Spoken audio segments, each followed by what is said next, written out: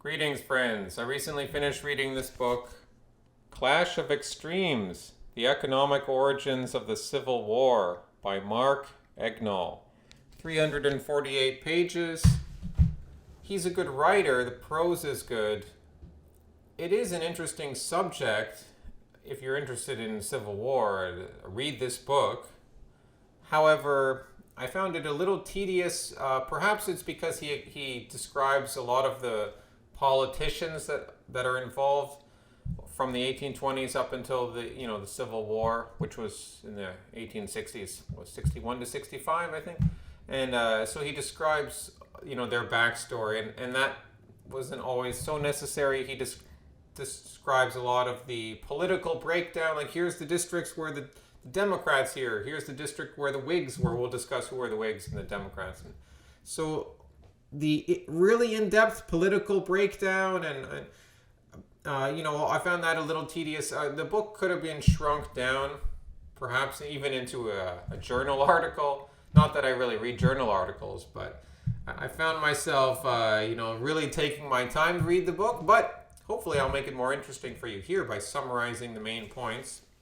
The main argument is that, yes, the American Civil War was ostensibly about slavery, and slavery was the largest factor in causing the war, in leading the secessionists in the South to secede. However, when we say that the American Civil War was about slavery, we don't mean in the moral crusade sense. We mean purely in the economics. It was all about economics, just like most of history, or much of history, can be explained by economics. So slavery comes up a lot in this book, but also he's focusing on the bigger economic picture, and there were a lot of other things going around, economic changes that you may not hear of in the mainstream history accounts of this conflict. So before we get into it, we just want to break down that there's the geographic regions of the states at the time. There was, of course, the Northeast, or New England, Massachusetts and Connecticut and New Hampshire, a few other states. And then there was what they called the West at the time, which is not what we would probably call the West today. The West was kind of like east of Ohio, or I guess you could include Ohio. I mean, definitely east of the Appalachian Mountains, Illinois, Iowa, Wisconsin. Even Kansas was just being settled at this time. And a lot of the settlers for the West had actually come from southern states, but I'm getting ahead of myself. There were the border states between what is loosely called the North and the South. Delaware was a border state. Maryland, Kentucky would be a border state. The Upper South, we have Virginia, North Carolina, Tennessee, Arkansas, Missouri, and that's a different climactic band than the Deep South. So there was less plantation agriculture, less slaves living in the Upper South. A lot more slaves in South Carolina than in North Carolina. The Deep South is South Carolina, Georgia, Alabama, Mississippi, Louisiana. Again, I'm not putting Arkansas in there, but Texas, I guess Texas would be part of the Deep South, although Texas joined the Union much later. But it's part of the Gulf. But then, of course, Texas is very big, so there were a lot of differences in Texas. Not everyone supported secession. As we'll see throughout the South, lots of people didn't support secession. And Florida, I guess you could include Florida in the Deep South, although with all those swamps, was Florida even good for plantation agriculture? I don't know. But Louisiana, Mississippi, Alabama, Georgia, South Carolina. So those 5 states, that's where much of the support for secession came from, especially from the planter class. And keep in mind, in the Deep South, there were the distinctions between different ethnic groups, like there were people in the lowlands, in the coast, in the tidewater, especially Georgia and South Carolina. And these people traced their ancestry to southern England. And then there were another group that lived, roughly speaking, more inland, away from the lowlands. And these people were part of a migration that originally came from continental Europe and Northern Ireland, and then spent 1 or 2 generations in Philadelphia and part of Pennsylvania, and then migrated through the Appalachian Mountains and expanded into other areas of the South and the Deep South. So these are political distinctions which persisted to the time of the American Civil War. And of course, in Louisiana, there were Creoles and Acadians with their semi-French background, and they didn't necessarily support the secessionists. And then I mentioned Texas already being settled a bit later. There were also a lot of German immigrants in Texas, and they opposed slavery and secession. But as it happened, a lot of the Irish immigrants had a different perspective, and a lot of them were sympathetic to the secessionists. You can pick up the story basically after the War of 1812 concluded, it actually finished in 1815, but through the 1820s, 1830s, 1840s, there were two main parties dominating the United States, just like today. One of them was the Democrats, the same party that's still around today, only a very different party back then. The other party was the Whigs. The Whigs were for the successful middle class, you could say, for merchants, for business people, for wealthier farmers.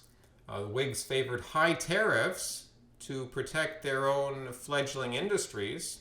And they wanted commerce to expand, and they also supported government expenditure on internal improvements, mainly roads, maybe making rivers more navigable, and so therefore that meant higher taxes. The Democrats were supposed to be for the less wealthy people, not necessarily for poor people, but just, what you could say, the masses of people, the small farmers, and they wanted lower taxes. Not like the Democrats today. So the Democrats back then, they wanted lower taxes and lower tariffs. Lower tariffs because tariff, as we know, is like charging money on any import coming into the country. They felt that this would make it harder for the common person to get by. I don't know if that's a good economic argument or not, but that's what they said.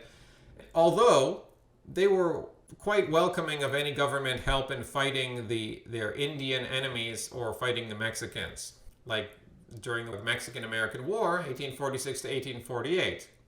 The Mexican-American War solidified Texas in its position and also freed up quite a lot of territory for the new United States to settle. And that became an issue later on. And the Democrats were also suspicious of attempts to create a national bank. And one of their most popular leaders was the general, Andrew Jackson. Andrew Jackson was president from 1829 to 1837. In 1832, he vetoed a bill which would have rechartered the Second Bank of the United States. He was saying that this bill would be incompatible with justice, sound policy, and the Constitution. He said the charter for this bank was unfair because it gave this national bank considerable or almost monopolistic market power, specifically in the markets that move financial resources around the country and into and out of other nations. So in the 19th century, there were concerted efforts in America to rein in and restrain the money power. But ultimately, we know that by the 20th century, those efforts were in vain. In the mid-1820s, there began what became known as the Nullification Crisis, which was sparked by South Carolina, which wanted to nullify the high tariffs, and they also wanted to protect their institution of slavery. This crisis was resolved by 1833. Unlike other states in the South, South Carolina was very unified politically. South Carolina also sparked another secession crisis in 1850 to 1851. They were threatening to leave the Union, but at that time, none of the other southern states joined them. So between the 1820s up to the 1850s, there was more unity politically amongst the different states, partly because of a north-south trade connection. Much of the cotton from the Carolinas would make its way to New York City. Some of that cotton would then go across to Europe. Some of it might be put into factories in New York City, into textile mills. There was also a lot of connection via the Mississippi River system and all the rivers that feed into that. And later with canals that you could get a lot of the produce, not just cotton, but perhaps rice or even sugar, or wheat even. You move that to the north via ship or along the coast as well. But that starts to change as the 19th century goes on because the north is more industrial and they build these canals. The canals are mostly in the region of the Great Lakes, and I'll be talking about the rise of the Great Lakes economy shortly. But there were more railways in the north, these canals. These made the upper South states more tied to the north, like Virginia, Kentucky, Tennessee, becoming increasingly tied to the northern economy, whereas the deep South states, still doing their plantation agriculture, which relied on slaves, not so much tied into the northern economy anymore. And I mentioned the Whigs and the Democrats representing different classes, but these classes were dispersed relatively evenly throughout the country. So there were Whigs in the north and the south, and there were Democrats in the north and the south and the west and wherever. So they were able to come to compromises much of the time. And one of the most famous compromisers was Henry Clay, the American attorney and statesman. He represented Kentucky in the Senate and the House. He helped found both the National Republican Party and the Whig Party. And for his role in diffusing sectional crises, sectional meaning regional, he earned the appellation of the Great Compromiser. Another reason that they didn't go to war before the 1860s was John Caldwell Calhoun. He was another American statesman. He was from South Carolina. He was a Democrat and seventh vice president of the United States from 1825 to 1832. He strongly defended slavery. He advanced the concept of minority rights in politics in the context of protecting the interests of the white South when its residents were outnumbered by the Northerners. His views changed from being nationalist and a modernizer and strong national government and protective tariffs, and then in the 1820s he changes this to becoming a proponent of states' rights, limited government, nullification, opposition to high tariffs. And he saw Northern acceptance of these policies as a condition for the South to remain in the Union. I mentioned the North was much more industrial than the South. There was also a lot more immigration going into the North than into the South. From Ireland, from Germany. In fact, during the war, the North used many Irish immigrants to fight the South. Actually, well, although the South had Irish too. So one of the main reasons that the South was desperate to secede from the Union was that their soil was becoming increasingly depleted. They weren't big on replenishing their soil. They didn't seem to have much of a tradition of learning how to invest in the science of replenishing the land. Maybe because in the past there had been more land, so you just kind of move on. But by the 1850s, this is becoming a difficult system because to grow tobacco or cotton takes a lot of the nutrients out of the soil, so your yield over the years goes down and down. So they were looking to all this new land in the West, and they wanted it for slavery. Now, of course, not all the Southerners owned slaves. In fact, a minority of Southerners belonged to the planter class. It was a large minority. I mean, generally from 25 to roughly 45% of all the white families in the South were families which owned slaves. Now, the information didn't say how many slaves. Probably, like most of the slaves were in the hands of probably 10% of the wealthy planter class. But there would be, other families that owned just a few slaves, a dozen slaves, and then a large number who didn't own any at all. We already talked about the ethnic differences and the people, between the lowlands and then the highlands. There was this powerful drive to get more land for slavery, and this became one of the hot button issues because there's a lot of other people coming into America, or Americans that have already been there, and they want to settle in the West as well. But they did not want to compete with these planters and the slaves which they would bring. The South Carolina secession crisis of 1850-51 was sparked by, first of all this new territory coming into the U.S. hands following the Mexican-American War of 1846-48, which was a victory for the U.S., and related to this, the Wilmot Proviso, which limited these new territories from having slavery. It was part of what became known as the Free Soil Movement. The Free Soil Movement was meant to restrict slavery from all these new lands so that they would be open to settlement by white settlers only. So at the same time, when southern soils are becoming less fertile and there's new land available to settle in the West, there's also the rise of abolitionism. I mean, abolitionism had been around for some time, but it really started to take off in the 1850s. But as the author argues, abolitionism was not the decisive factor in causing the war. Now, what is abolitionism? It, of course, means people who wanted to abolish slavery as an institution, so wipe out slavery in the United States.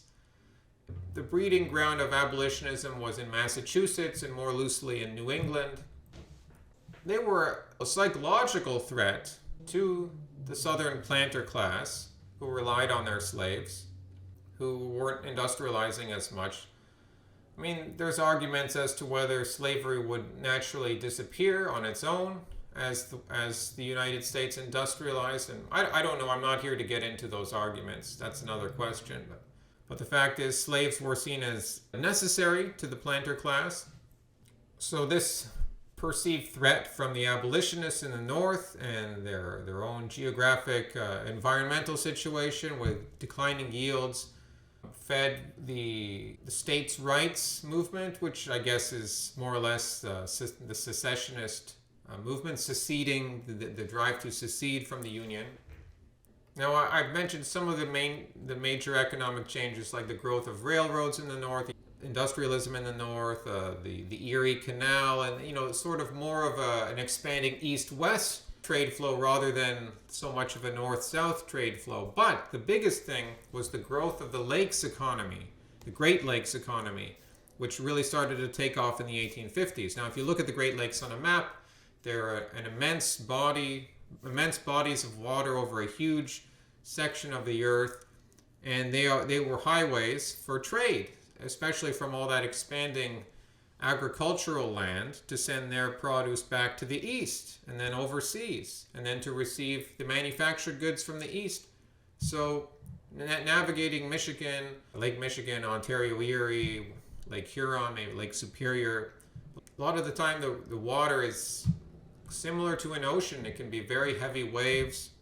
There's not really too many natural harbors on these lakes, so this required big money, government money, to build ports, to build piers, and then to dredge the surface of the lake to make it deeper so that the big ships would not run aground when they're coming in, so that they could physically link up with a dock. And also the building of lighthouses, because when it's stormy, when it's cloudy, you might be blown off course. You don't want to run aground or be dashed to pieces on the rocks. So port improvements, dredging, lighthouses, these were government outlays that the people in the Great Lakes region came to see as necessary. And this is where we start to see the fracturing of the old party, the Whig Party, and also problems for the Democrat Party, because the Democrats, who were spread across the country just like the Whigs, had always been big on low taxes. We don't need much government spending. But now the Democrats in the Great Lakes region, they came to see that, well, our constituents actually do want government spending, at least on lake improvements. So that became a bit of an issue for the Democrats, but really it was fatal for the Whig Party, because the Whigs couldn't quite keep their party together by the 1850s because of these changing economic circumstances, and changing, to an east-west trade flow, less importance for the South, and then the rise of the Great Lakes economy, which was championed by some as a national good, but people in the Deep South were like, well, it's more of a regional thing. We in the Deep South, or even in the Upper South, we don't see so much benefit from this expenditure on the Great Lakes. So the 1850s is a time in America where the Whigs become irrelevant as a party. They basically disappear. The Democrats stick around, but they became more of a Southern party. And then there's some new parties which try to replace the Whigs. There's a number, 3 or 4, but one of them was the Know Nothings, and they were a nativist party reacting to heavy immigration from like Ireland and other places, and they wanted to keep America more waspish, Protestant, Anglo, and but that party didn't last very long. And then I mentioned the Free Soil movement already. There were different parties that supported the Free Soil movement, but of course the biggest of them became the Republicans, and they were more or less the replacement to the Whig Party. The Republicans championed free soil. I've already explained that. That's securing the new territories for homesteaders, not for slavery, not for African slaves, for white settlers. And the other big issue that the Republicans were big on was spending on the Great Lakes economy, which made them a regional party. And as you may know, of course, Abraham Lincoln was the first Republican president. The Republicans paid some lip service to abolitionism. They said that, well, slavery should be eventually eliminated within some decades, which is not going to comfort Southerners, the Deep South, but again, they were not trying to be too provocative. Really, as the author argues, they were sort of just playing that. They didn't actually care so much about empowering the African Americans. Well, as we'll see, they gave them political rights, but we'll see later on that didn't amount to very much. Their main thing was economics, like expanding the American settlement across the continent for homesteaders. At least that's what they said in the 1850s and the 1860s. As we'll see, it turned out a little differently. The Republicans also came to favor high tariffs to protect American industrialists, which in effect meant mostly northern industrialists.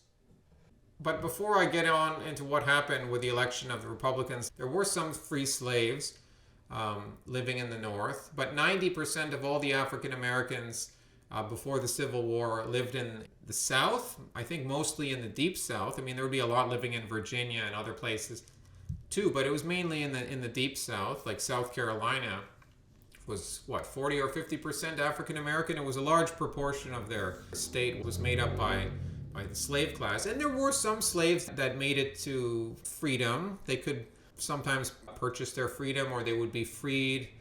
There were some slaves working as domestic slaves, somewhat in the North, but like I said, mostly in the South.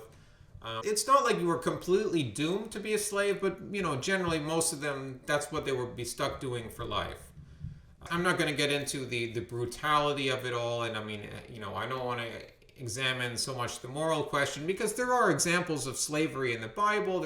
And some of the secessionists would make that argument and say, well, it's sanctioned by God. I mean, I don't know. It's a difficult subject to get into.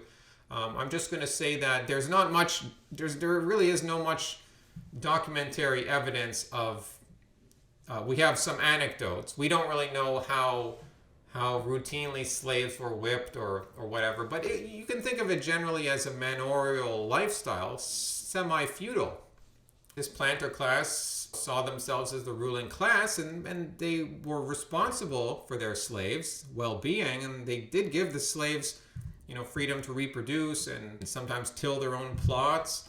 But yeah, you were definitely in a different system. You were in a subservient system, but I mean, look at the medieval times, look at other times in history. I mean, this isn't so unusual even for European history, but definitely different from the North and from, I mean, this was a tension in the U.S. ever since the founding. Even though some of the founders had slaves, they were quite aware of this tension that was sort of always there.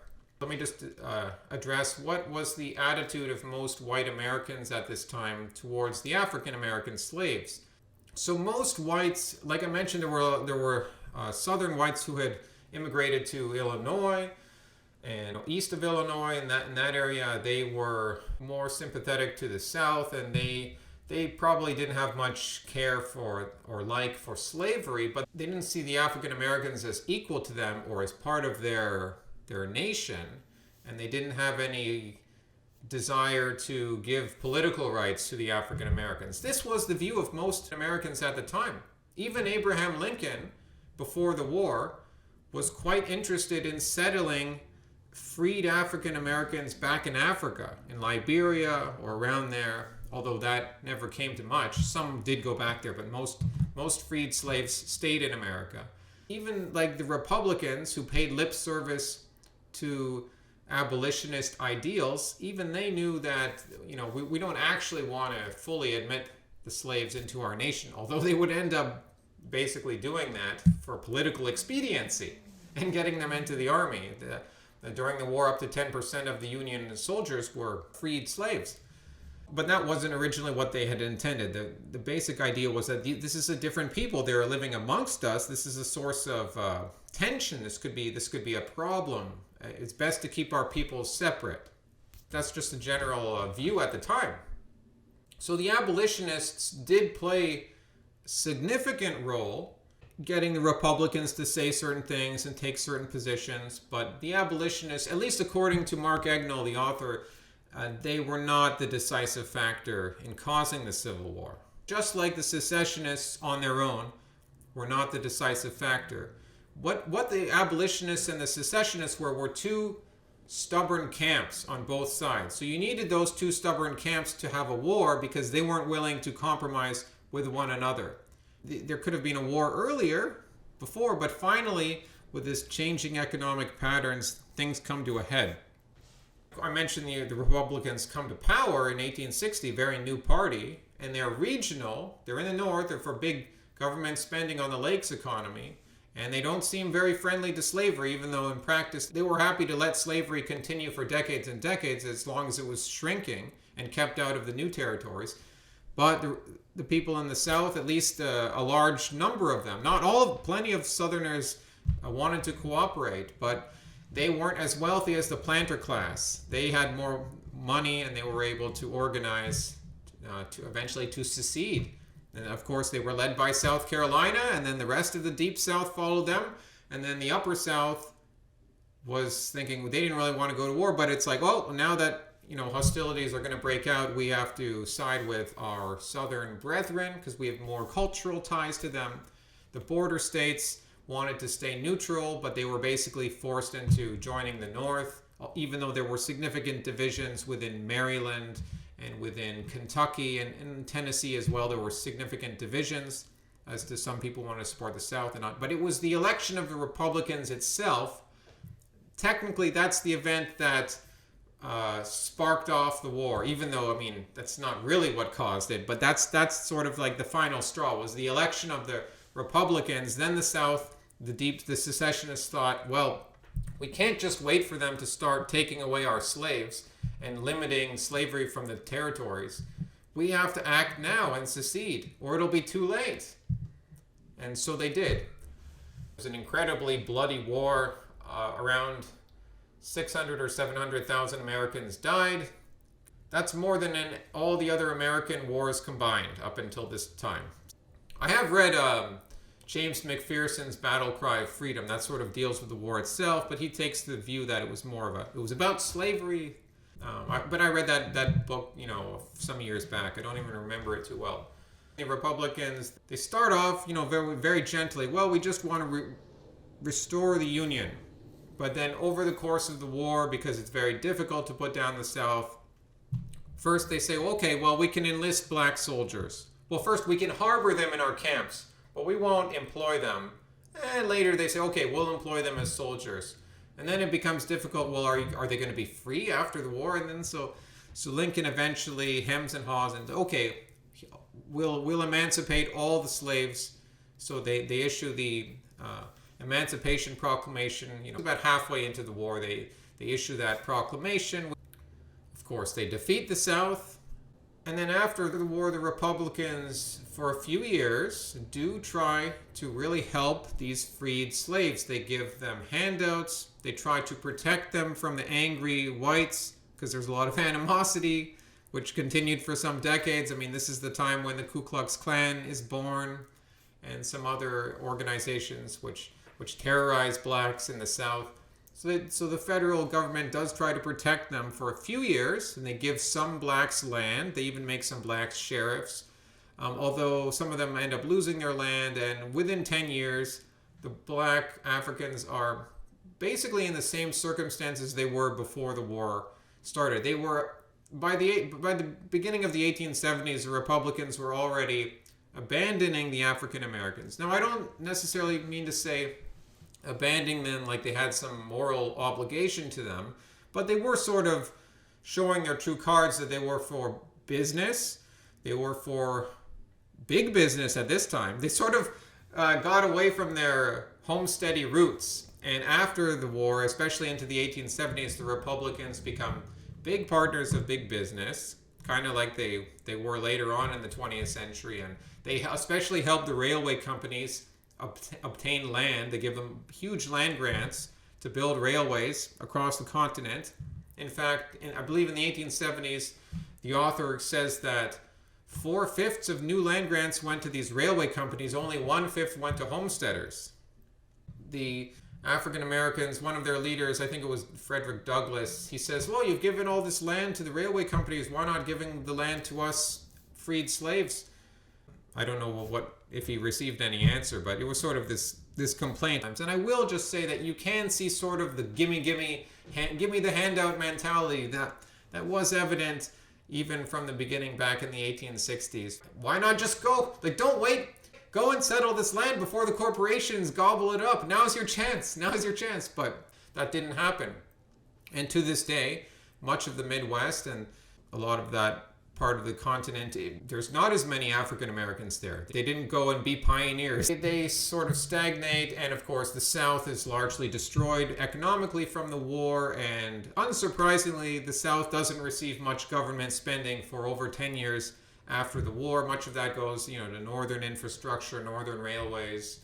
Within a generation, there would be a large migration of southern African Americans to the north, especially to northern cities like Detroit, Chicago, other places, and that would profoundly affect these regions, but that's another story.